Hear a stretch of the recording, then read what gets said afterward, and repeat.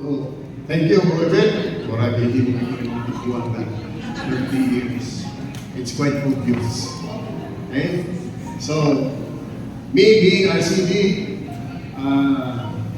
we normally roam around the different chapters.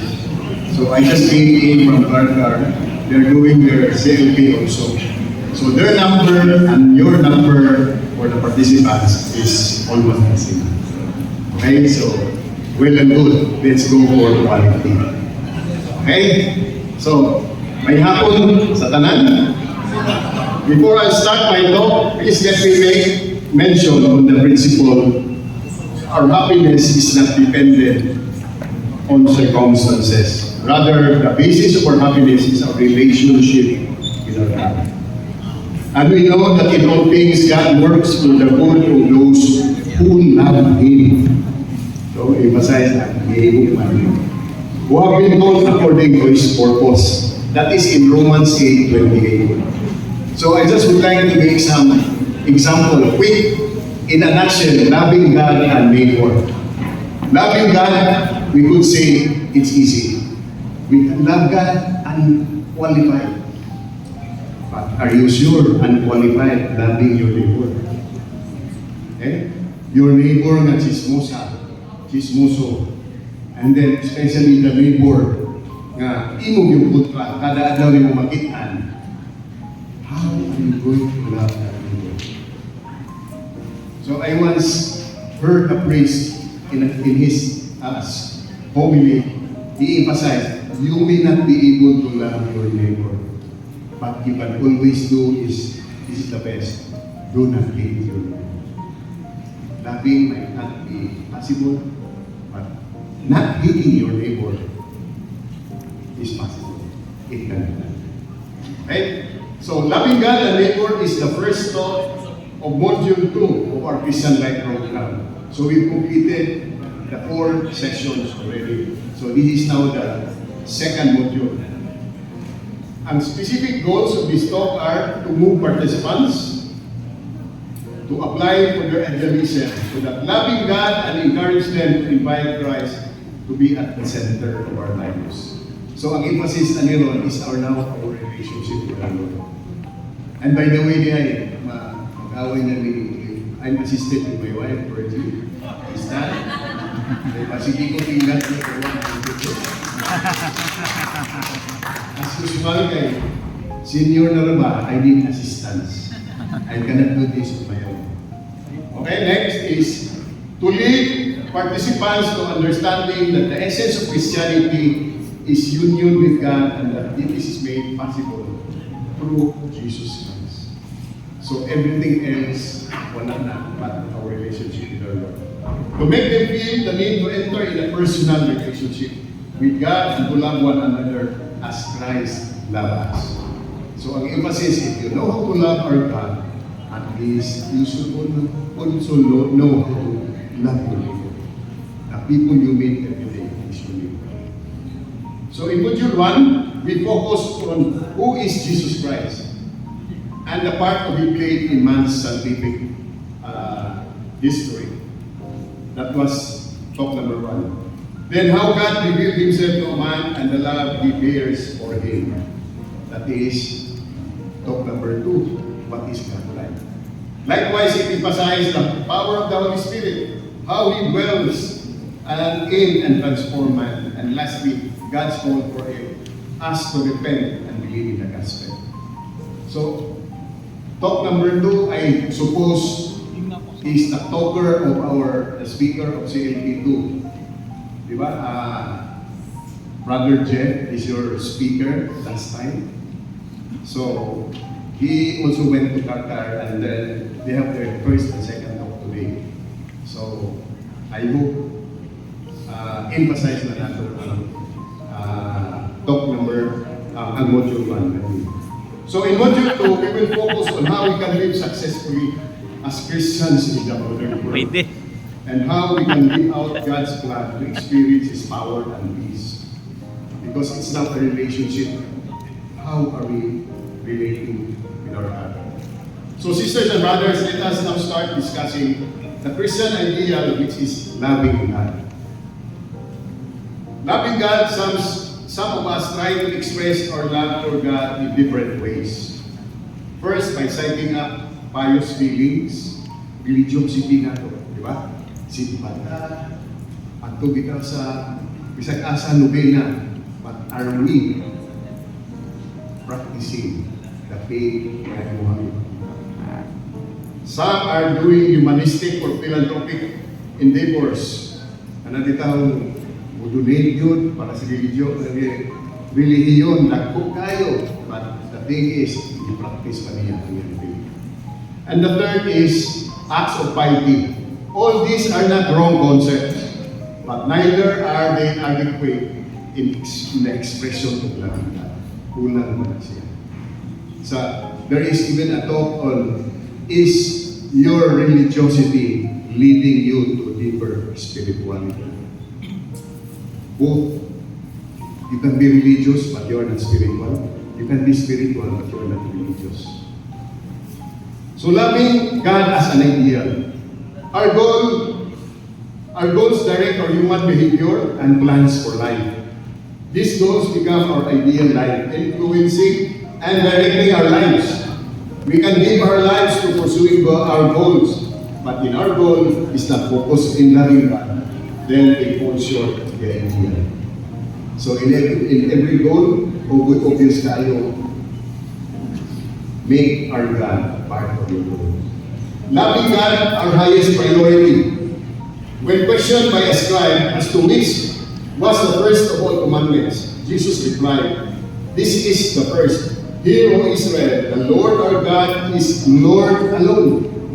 Therefore you shall love the Lord your God with all your heart, with all your soul, with all your mind, and with all your strength."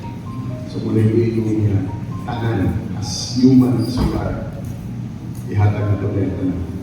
So what it means to love God with all our heart? To answer this, we have to understand what Jesus meant by heart. Unsa man ang atong puso.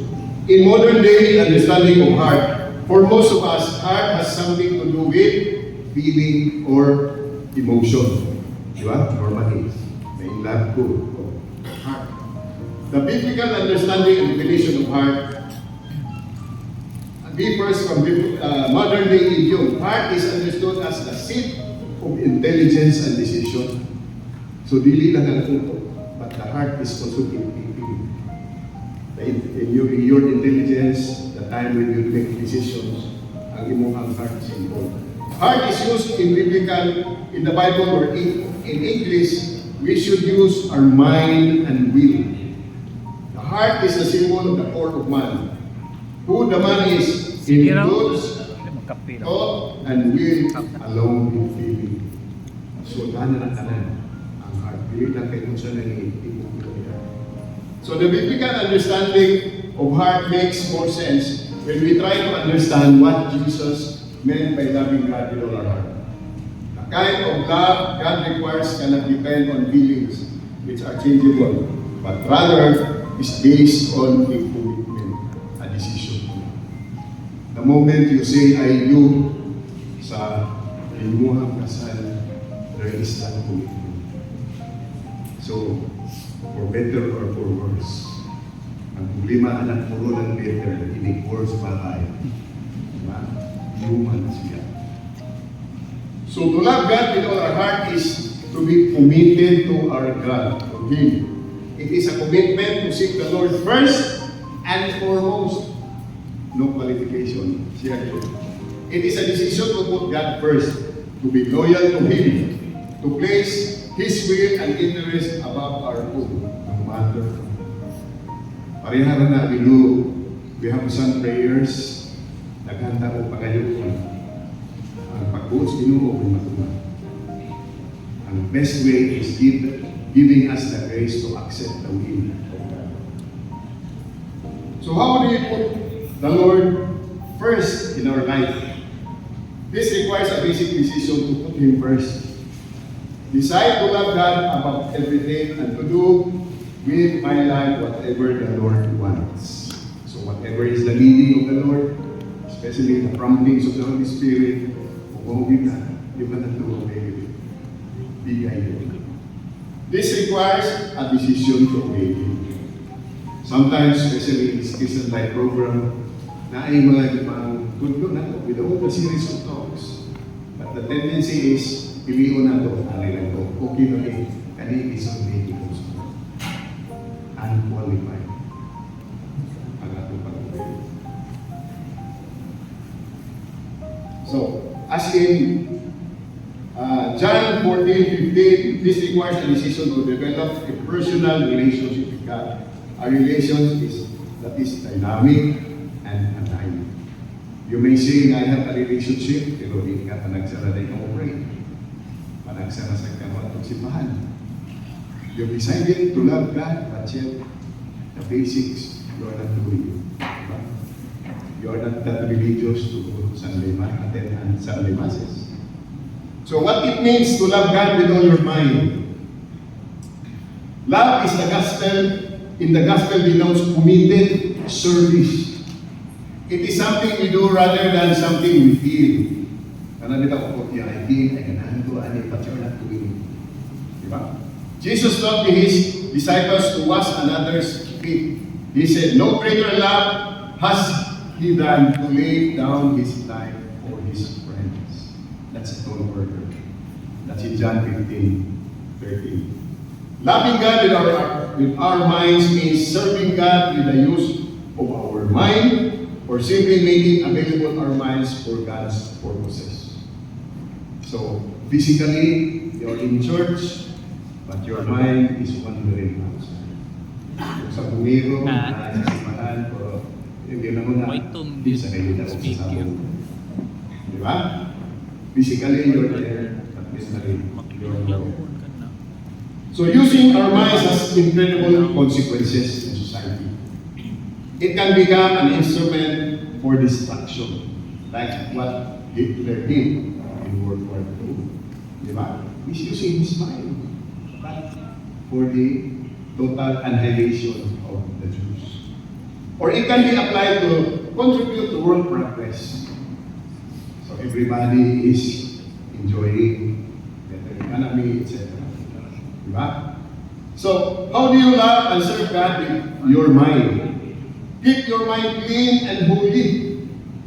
So you're doing scripture reading, etc. But your mind is still, you have lustful desires, etc. Nothing will happen. Feel free of evil thoughts. As in Matthew 5, verse 28, adultery in the heart. No money, boys, girls, men.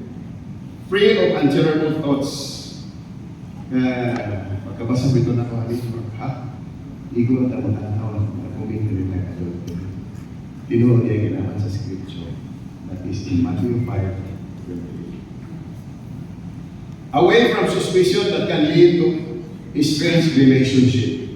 Away from speculative thoughts that can lead to sin.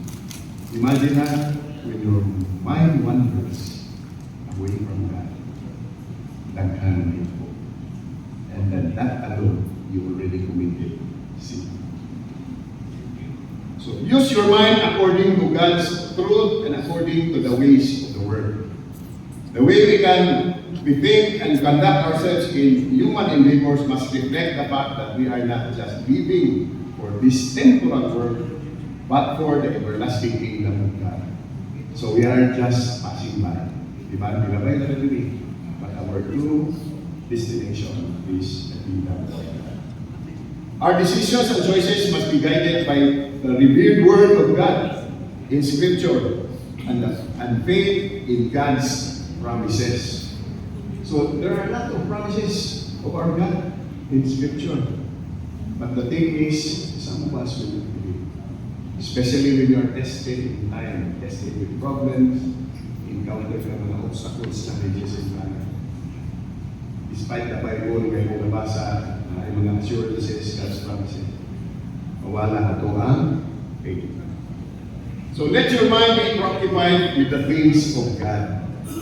How family can be holy, not how it can be rich materially. Diba? So with the struggles we have in this material world, itong yun na how to gain wealth, To the point nga, manikas na tayo. We are dishonest. Just to get the way. So, how can we please God? Not how we can glory in the praises of men. Some of us is so conscious of what people say. But are we conscious of what God thinks of us? Atong pag-iwag. Protect and persevere your minds from unholy influences so that God can use you for the purpose. But very discerning in the use of TV, right? And other media that can expose our minds to input not consistent with the Christian living. Our social media, our cell phones, it has great influence in our time. We can all be distracted. Kana kita prayer time mo tani mo, distracted ka to Facebook, to ako anak sa ipipi. Sa in the morning, bisag mo tanaw lang tatas kung sa'y update, kinsay na mga messages, wala, at-use na ito kasama, Facebook, sa tayo mag-pray. So, we're usually about the distractions. Distracted na kayo. Fill your minds with the thoughts of God. Read the Bible and other helpful Christian readings that can form our Christian minds. Kanang consciousness level na ito. Kanang dito, we are now in the real world. Kanang consciousness na ito. Our God is there. Our God is watching us. You must use your mind actively for God's purposes. In your business, family, field groups, etc. In serving Him invisibly. So it's quite a challenge. In the community, there are obstacles, there are animosities. There are, because after all, we are all human. Not yet we conflict. But we must not be distracted. Or masay na lang sa atong service. Best way. Lord God. So what it means to love God with all our strength. Loving God with all our strength means giving Him all our resources. Time, money, energy, possession, gifts, abilities. Let us not set limits in our giving. So, emphasize na. Our total self. Ihatag sa iyo. Okay? And especially in our giving, ay tendency nga kanilagot para lang inom na nakahatag. But we are not, it's not coming from the heart. Diba? You give it with love. Here are some concrete ways we can love God with our resources. First, money. We must develop proper attitude towards money. God is interested in our money, not because He needs money, but to see the condition of our heart. Akong kuhapon. Di ba? Initially, it's in the Old Testament, tithing, 10%. So, your first fruit of 10%. It's not that easy. Di ba? So, ang 10% ng pagulong, it should be gross. Dili kay after deduction, statutory, deductions of government, taxes ni mo, expenses ni mo. Kamay na lang kayo pa, 10%. Gross. Remember, we are stewards, not owners of our wealth. We have the responsibility to manage and use well the resources given to us. I hope you will agree that all these are blessings coming from our God. There are 3 concrete steps that we can make. Now, sample na is, na-mention na ako, through tithing, as in Malachi 3, verse 7 to 10, and through almsgiving, or in 2 Corinthians 8, 1 to 4. So, there are distinctions. When you do tithing, it's 10% of the gross. But if you say almsgiving, mga tagas in generosity, charitable institutions, wala na yung na-appeal sa tithing. Hindi mo na 10%. Separate ang almsgiving. So, kanang muhatag ka, generous ka, muhatag ka sa beggars na sa road, o hatag ka, ayun to pinta. Hindi tayo po yan itong ilita. Huwag to ilato. Ang halos ito. Right? So the next way we can love God with our resources is time. We must develop a proper attitude about time. We don't own time, we manage it, and the Lord wants us to be generous with our time. So to tell you frankly, I've been in the community for 20 years. I really had struggle in managing time, in doing service to the community, and at the same time, attend to the pressures of our job. And Indian hamak igyado na lang, kaapas ko na natin mga anak. But at least, you find time. If you find time with your family, find time for work. Can you not ask yourself, how I can find time with God, for God? Diba? It's just a matter of managing it. Okay. 24 hours lang ano, for us. Di na ma-extra. So you need to manage it, the 24 hours. So the Lord wants us to be generous with our time. So here are some concrete applications. One, you must seek God's direction as to how you are going to spend your time. Maybe here, you are now attending this CLB. This is one way of God inviting you to spend some time with Him through your perfect attendance in our CLB sessions. Then two, you must examine what to do with your free time. Diba? Sa 24 hours a day, ano ito yung free time? How are you going to spend it? Is it through prayer? Through reading religious articles? Reading the Bible? And the third, you must volunteer to do Christian service. Okay, you do tithing, etc. But doing Christian service is another thing. Spending your time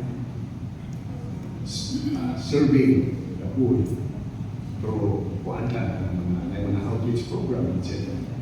So find time rather than find excuses. Okay? So sisters and brothers, Jesus is our model in loving God. Why? First, He was dedicated to accomplishing His mission. As in John 3, verse 34, and I quote, "My food is to do the will of Him who sent me and to accomplish His work." So imagine, our Lord God is really dedicated sa mission na niya. Second, He was obedient unto death.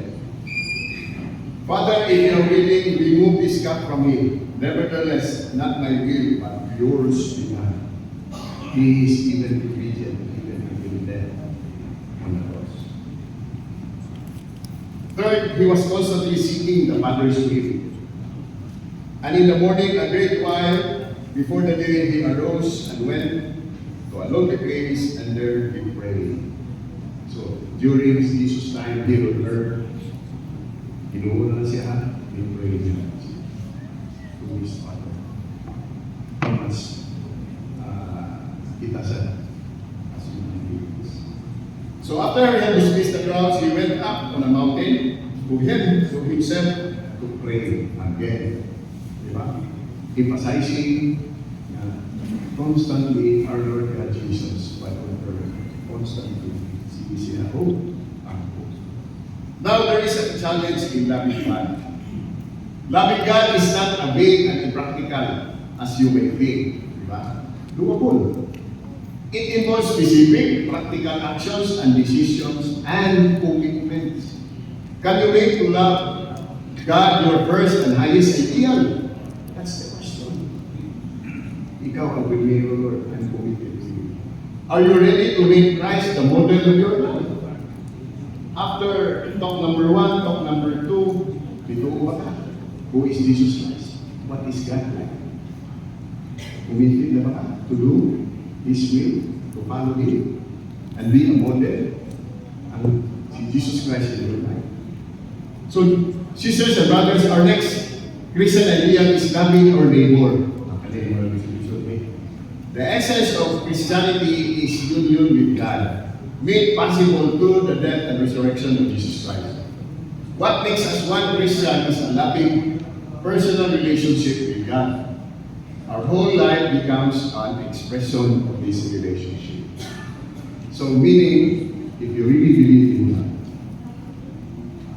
more reflect that in the way you live in your neighborhood. Diba? So, loving God, pero ang neighbor, I continue to hate my neighbor. Diba?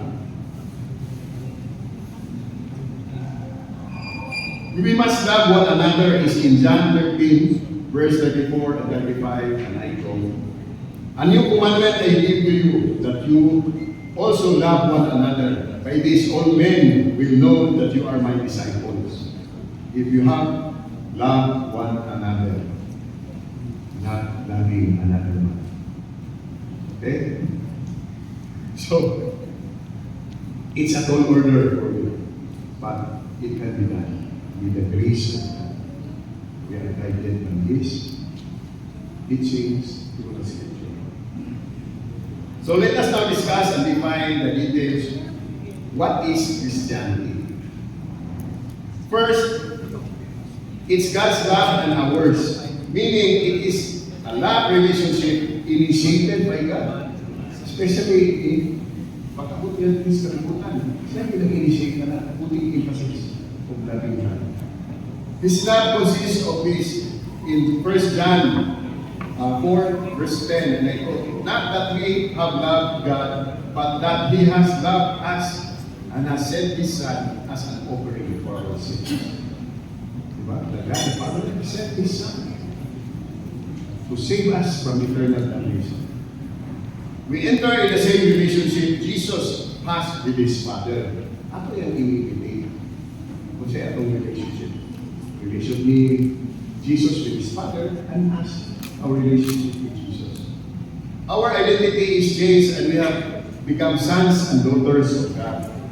As in Galatians 4, verse 5, and I told, to deliver from law those who were subject to it, so that they say, receive our status as adopted sons.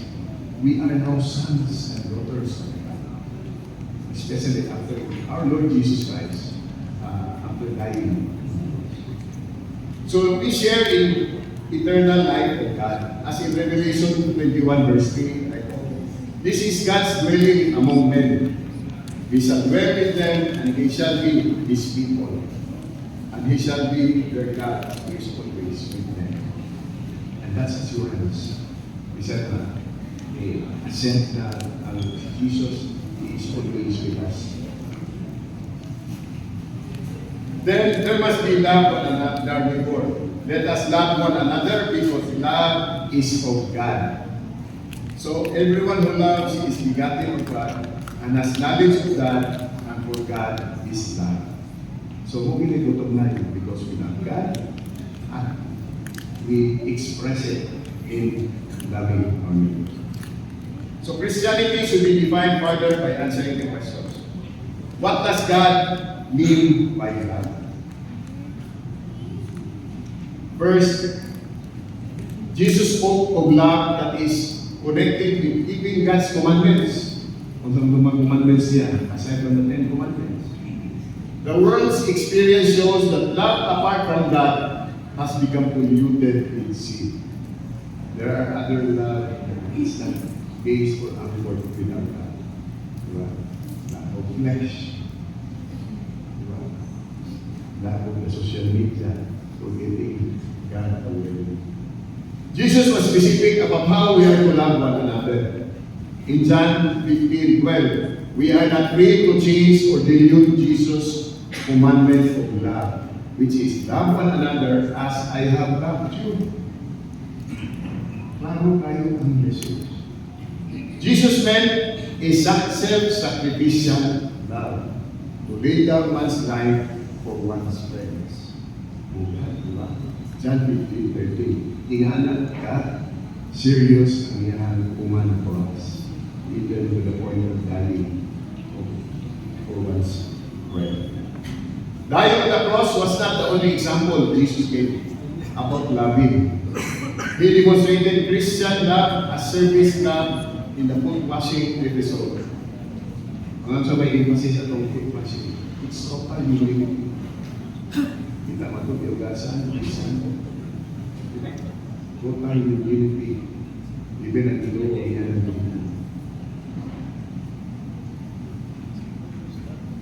So the life of Jesus was one of service and love. He set the example for us to follow. So we now know kung sa'yo mga example na lihatag ni Jesus Christ.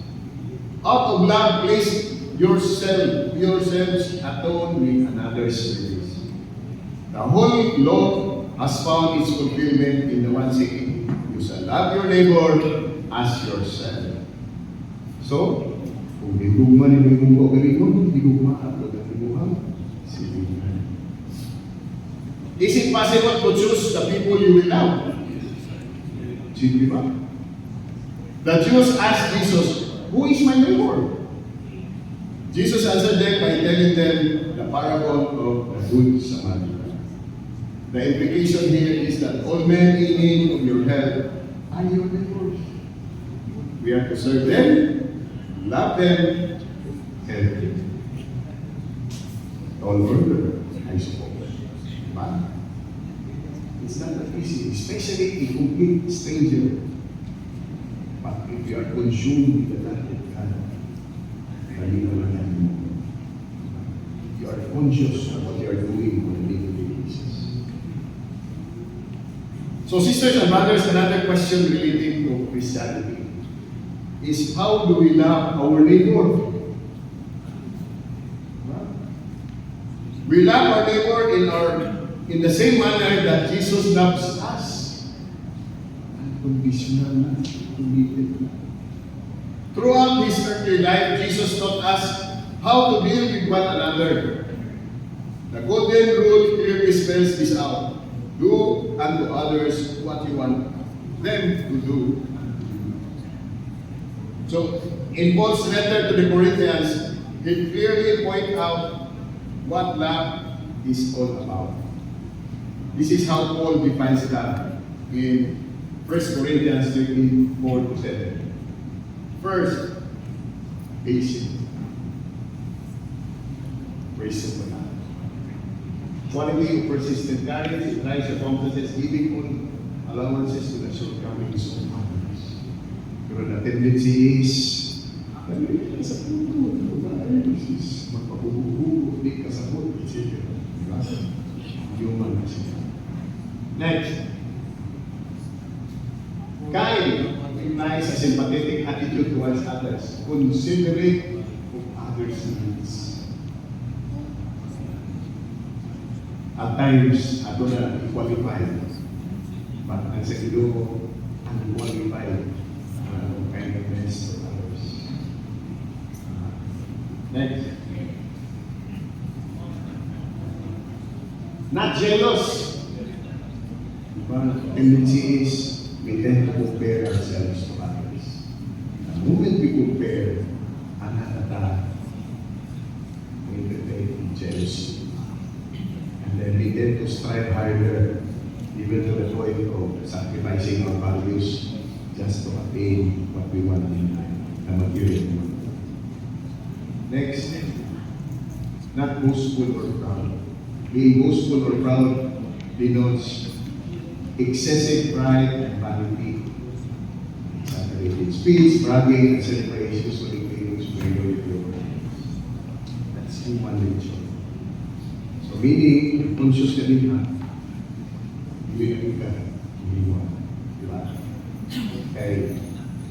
Human as we are, we tend to be proud, we will be recognized for what we've done. Diba? We will need praises from others because of what we've done.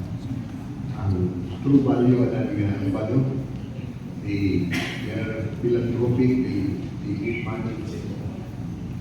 But they don't want to be recognized. I just got a sharing just this morning. It happened in one of the chapters. Very generous guy. Ayan, he died. Whether you believe it or not, the like a hero, 200,000. One instant, yeah. Iingon man ito, i-spread lang na mag-consider tithing every month. Tsaka yung pigil, hatag na lang. Pero the next month, hatag niya mo siya. Pero di na 400,000. So meaning, consistent siya ng hatag. Yeah. The guy informed me, do you know, brother, there is one member sa very generous. At one point, he gave 500,000. Pag dawat sa treasurer, isiga yung mata. Iyan yan ito, bro, muna na kalim. Nasa yung ka, isyo ali bro. Pasi 5,000 kami. Nahimong 500,000. Saksaktong. But do not inform nobody. Only the treasurer and the RCD at that time. May bago. Even their chapter head, Kidman. Ano man, anonymous. Yeah. So there are people who are really touched that teaching they really intend to practice the faith. Una, faith in action. Walang pakiti. Not to be recognized, because it's a matter of you and your God. Next is not rude. To be rude means to be discourteous and impolite. We are required to give honor and respect for others. Continue the respect to each other. Isang pag maybe the other guy or the other person is disrespectful. Diba? So that's the kind of value we need to exercise.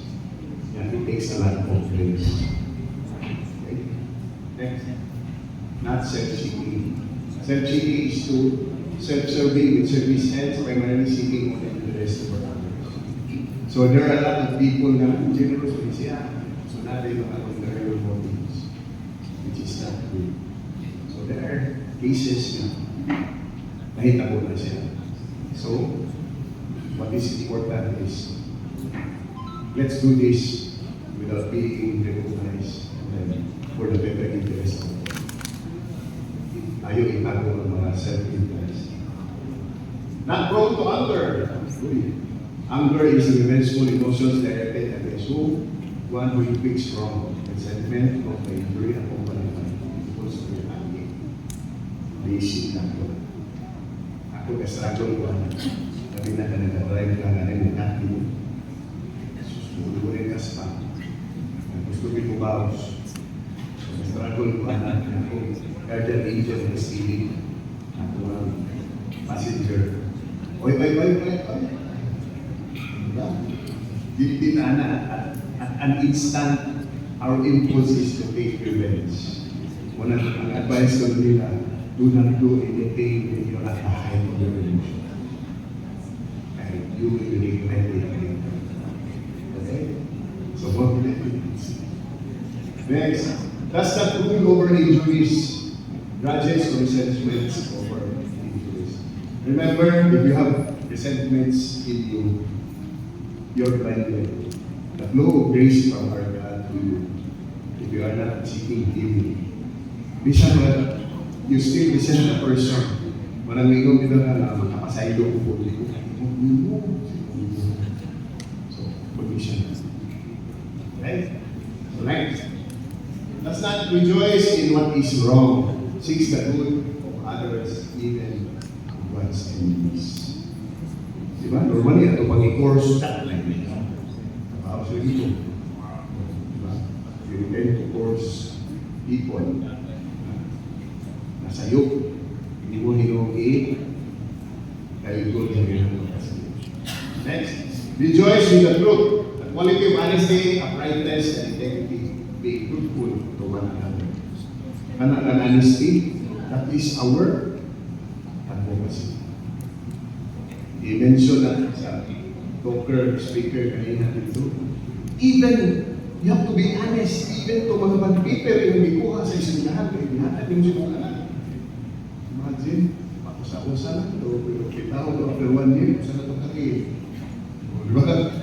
So, these are things, no matter how small, how trivial the situation, but it's still an act of dishonesty. It's still dishonesty. No matter low amount, qualification, he justifies it. Forbearance is going to be protecting each other reputation. Diba? There are times na there are internal hidden secrets in moving back. Anyway, that is with confidence. Moto ko itong liyon nga ni Hata ko 500,000. Bakit ma-reveal ang yan? Identity, anonymous. Kahit, muna, iprotektahan ko sa nagaibaw. Kaya mo iyahan, ipangahin. True enough, that time, because of that amount, so, hayahay kayong budget sa chapter. 500,000 sa ilang mga activities. So with that alone, it's iko anak nilang kay tapang. Ayan. And then trust, reliance on the integrity of others, confidence, expectations in the intention of others. So dili ta pili magduda everything. There are times na kanang madudamon kami ta. Honest to goodness ang imo ang tawana. Puro kami kapil. Wala to alitan to, etc. So kana alone with that thinking, kasalanan. Okay? So next. So sisters and brothers, perseverance for them. Positive attitude of confidence towards life. Okay? Self-explanatory, perseverance in whatever situation you are in. Panayin. There are a lot of obstacles. Me and my wife, a lot of challenges na encounter. Persevere ang po. Okay. Dili man na, there are times na makaingon we cannot solve this on our own. We need our God. We need His intervention. Okay? Example lang anan, perseverance. On my end, I was sick. I got sick in the last year of my term as Dr. Head. I was asked to prepare 1 million to do the ngayon ko gawas na ito, Dok, kaya 1 million maganda ka. Patlo and everything else was put in its proper order. A good Samaritan came, we do our prayers. A good Samaritan came, and one problem. And then, kaya kung may able na gasto, huwag niya, kung ano pa yun, interest. Nasa ka na kumita. Diba? Every time I remember that situation, it's really God's grace. And putting our faith in Him. Right? So, Christian love is committed service. We have to examine your basic Christian responsibilities in life. If you were to be tested, how would you fare out in the responsibilities in the following areas? As husband, as wife, or as parent to your children, or to your work profession, and to your parish or community. How committed na ito? Right, asa ang role yung ano? Are we really committed? Especially in our service. Especially with our children. Okay? And this is really a big challenge. There is practical implication of being Christian by trusting in God's love. Again, love is a God. If God is our Father, trust Him. He has planned for us. We cannot expect anything better. As in Jeremiah 29, verse 11, for I know well the plan I have for you, says the Lord, plans for your welfare, not for woe, plan to give you a future of food and hope. At times in your mind, you are saying something, but it's already happening. And the Lord will answer.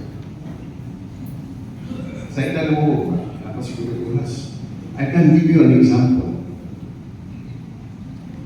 Senior citizen naman ko, ito nga, ano sa kong post ka, senior citizens na yun. Karon, I still have enough time. Kanami itong iyo, taas pag panahon, Lord, pwede na ito. malugay-lugay, release. True enough, may lugay in the Lord. Ano man, pag-release primero, sa'yo ang apelido. Usap, papirma, i-pray, pagsunod, ibalik, sa'yo ang date sa kong date of birth. 1948. Yan, 60 years.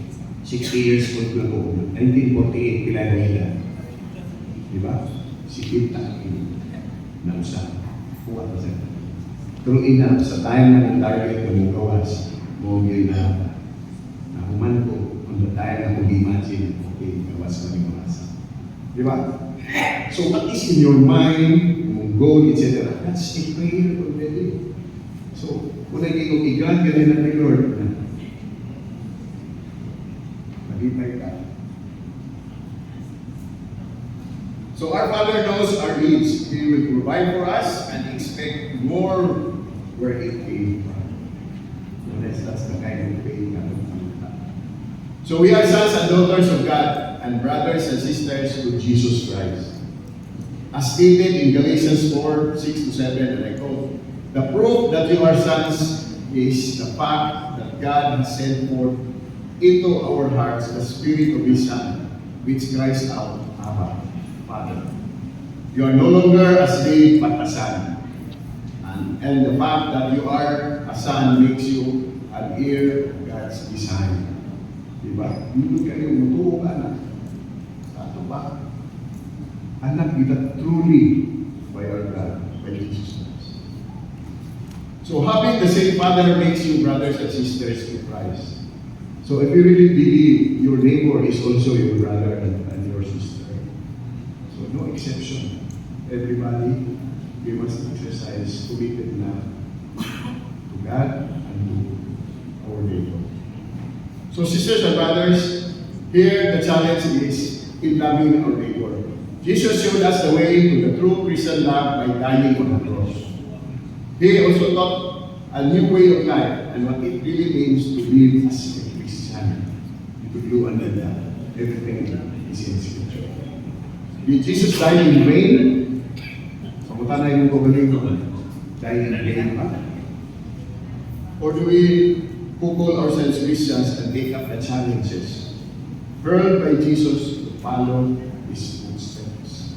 It's up to us to really follow Him. Muna ikaw may bawa ka, literally, may ato nang nabasa, nakakatun ka, pero it's just a matter of putting that faith into action. Ato Ginoo. So kung may pagkakalan, what is your response? Okay? Thank you and good afternoon.